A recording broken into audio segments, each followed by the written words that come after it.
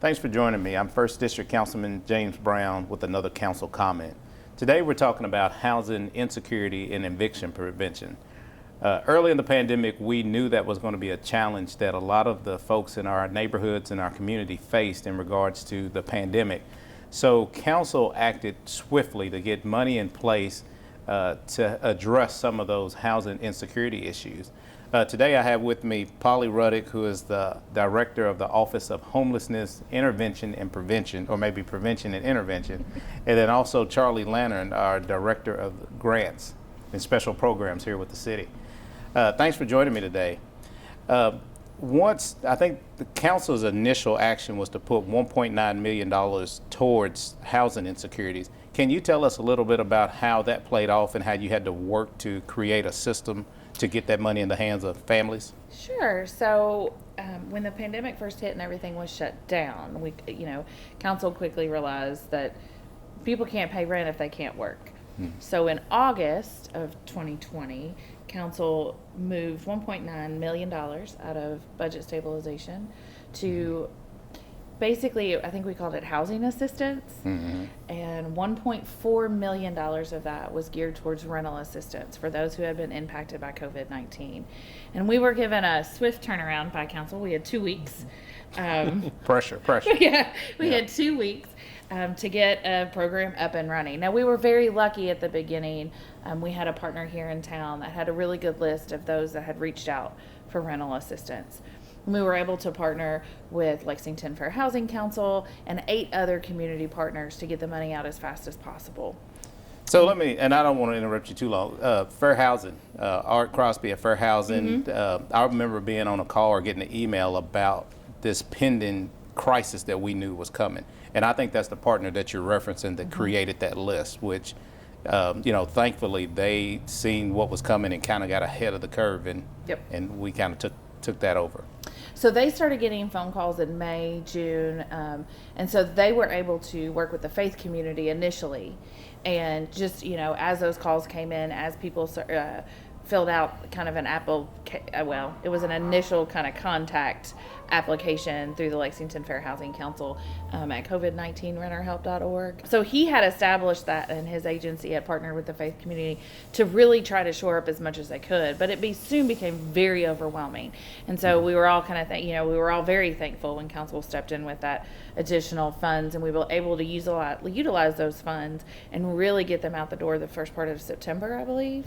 And we worked with those partners September, October, November, and December. And in January, we received notice that the feds had kind of stepped in and were giving us a lot of millions of dollars worth of rental subsidy for our folks. So we moved kind of what we call Housing Stabilization 1.0, which is what council was able to provide. We moved that to Housing Stabilization 2.0 out of Charlie's office with federal funds, and it's worked out really well.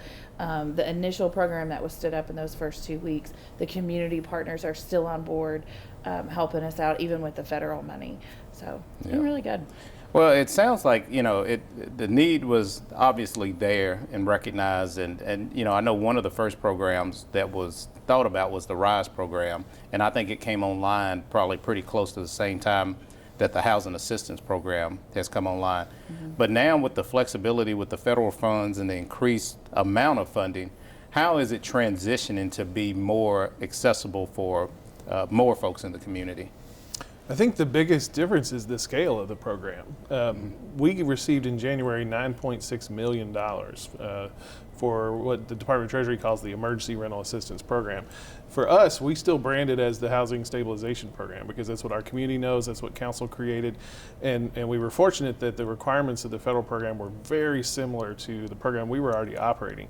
So really all we had to do was transition from a locally funded program to a federally funded program and put in place, some of those federal controls that you have to do with grant funding, and then start scaling up. And so we've been really fortunate. We reached out and were able to partner with Community Action Council here in Lexington to process the applications because they already had an existing infrastructure of staff and neighborhood centers and the ability to interact with folks and process applications quickly.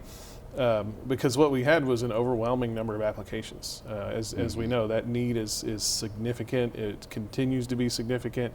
And we continue to have a wait list, to be honest with you, because it's just such a tremendous number of applications that we have to process. Thousands, really, of applications. Yeah. But we've been busy and we've made a lot of progress. Well, let me ask you this. A lot of times the community looks for the city to lead. And I think we have kind of led and kind of jumped out and tried to address the housing insecurity issues. Can you recognize and talk about some of the partnerships that we have throughout the city that is making this happen? And then also kind of, what you had to do internally to make it more accessible? Because I understand you had to set up a call center for folks to be able to call into and get assistance. Yeah, I mean, I could probably mention some of the partners from previously, and then currently we're working daily with Community Action. We're working with Urban League of Lexington. We are in court every day, in eviction court, trying to capture those folks who are at risk of eviction, immediate risk of eviction. So we're working with the judges. All of the judges are our partners in this program, and the landlords. We're interacting regularly with landlords. We've gotten to know a lot of them and a lot of their attorneys and trying to help meet their needs because we know this impacts them just as much as it impacts the tenants. They have their own bills to pay. Yeah. And we also have a lot of support from Catholic Action Center. They were a big partner in the first iteration of the program. They continue to be a big partner in the second iteration of the program. They provide a lot of volunteers who help reach out to people who aren't showing up for eviction court or maybe have other challenges to getting their assistance and getting the documents that we need to pay. One thing that's important to know is there's so much assistance available, and we have so many great partners with the judges and the nonprofits. The only way folks are getting evicted in Lexington right now is if they don't show up for court. Can you say that again? Yeah, A little louder. it's worth stressing. The only way Yeah. that folks are getting evicted in Lexington right now is if they get an eviction or if they get served and they don't show up for court. It's very important if you have a court date to show up for court, because if we haven't already helped you at the point that you have a court date, we are there in court and they can swoop in and help you. The judge will defer the eviction until we can get you paid, get you help, and get that case resolved. I can't promise that will always be the case, but as of today, that's where we are. And we are very lucky here in Fayette County. We have a great relationship with our judges, and our judges know that housing is very important. So if you can't get on the Zoom calls to do court, they've opened up their courtroom for people to actually come in person, which some other cities and counties haven't done yet. They're really pushing the Zoom, but I think our judges, really took it to heart that this is important and people need access. And so if you can't get on the Zoom and you need to come in person, that's okay. They'll allow that, especially for eviction court. Yeah, and I think we're going to talk to Judge Murphy about what the role the courts are helping to play in keeping people in their houses. But I think the important thing is to know that there are resources out there. Show up to court, and it's not to avoid paying, but there are resources in place to make sure that the landlords are getting their rents and you're able to stay in place. Thank you both for all y'all do for our city. Thank you for your role in making this housing stabilization program a success. And hopefully, if we need more money from the feds, we'll get it. Early during the pandemic in 2020, Lexington Fayette Urban County Council knew it was imperative that we act to address some of the issues facing our community. As we waited on help to come from state and the federal government, we locally put millions of dollars towards eviction prevention. Our Department of Grants, our Department of Social Services, and our Office of Homelessness Prevention and Intervention worked with outside agencies to get these funds distributed to individuals and families that need them. One of the other vital partners in this effort was our judges and our local court system. Today, I'm joined by Judge Melissa Moore Murphy of the, what court are you in, Judge Murphy? Fayette District Court, and I'm in the 4th Division. I'm one of 5 judges here in the District Courthouse. Okay. Thank you for your role on the bench. And then can you tell us a little bit about the role that you all play in regards to eviction prevention and how some of the resources that we've made available at the local level has made its way to help families from being evicted?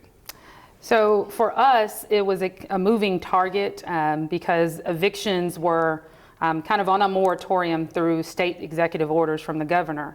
However, we knew when those were lifted, for us, we have to be impartial on both sides, to the tenants as well as the landlords. And the law was the law. If they had not paid their rent, we didn't really have much of a way to keep people inside their homes, but we also recognized that we're in the middle of a pandemic. So the first thing that helped us is that the Center for Disease Control entered a moratorium that was federally backed that basically said if a tenant, if they signed this declaration and if they were able to obtain all government assistance that they've applied for, if they were actively searching for it, then we were able to kind of continue their cases while they were waiting for that assistance to be provided to their landlords for their rent or their utilities.